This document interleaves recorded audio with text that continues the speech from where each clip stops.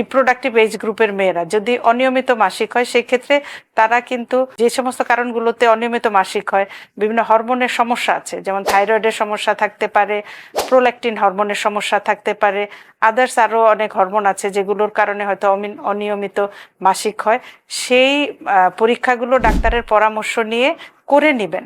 তাহলে সেই ক্ষেত্রে যদি আমরা ট্রিটমেন্ট ওইভাবে করি তাহলে কিন্তু অনিয়মিত মাসিক আবার রেগুলার হয়ে যাবে। এছাড়াও অনেক সময় দেখা যায় যে স্থূলতার কারণে বা কিছু ডিজিজ আছে, যেমন পলিসিস্টিক ওভারিয়ান সিনড্রোম বলি, এই সিনড্রোম যাদের থাকে তাদের ক্ষেত্রে যদি তিনি ওয়েটটা কমিয়ে আনতে পারেন বা বিভিন্ন ওষুধ আছে সেই মেডিসিনগুলো নেন তাহলেও কিন্তু মাসিকটা নিয়মিত হয়। অনেক সময় দেখা যায় আমাদের মেয়েরা বিভিন্ন রকমের রোগের চিকিৎসার জন্য কিছু মেডিসিন নিচ্ছেন, ওই মেডিসিনের কারণেও কিন্তু অনিয়মিত মাসিক হতে পারে।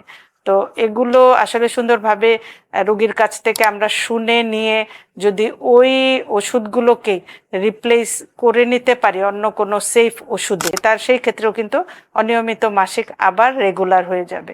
তাই অনিয়মিত মাসিক নিয়ে আমরা সবসময় যে আসলে চিন্তা করব সেটাও না, দুশ্চিন্তার কারণ যদি না থাকে তাহলে সেটাকে স্বাভাবিকভাবে মেনে নিয়ে আগাতে হবে।